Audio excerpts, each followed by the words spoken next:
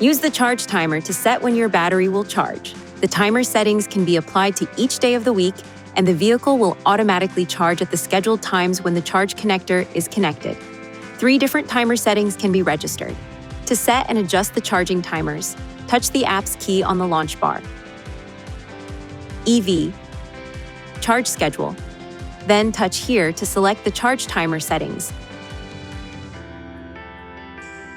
After adjusting the settings, touch here.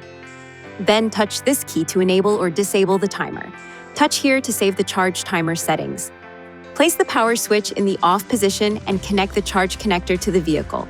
If you would like to perform an immediate charge while the charging timer is on, place the power switch in the off position and connect the charge connector. Then, push this switch to start the immediate charge. Please see your owner's manual for important safety information, system limitations, and additional operating and feature information.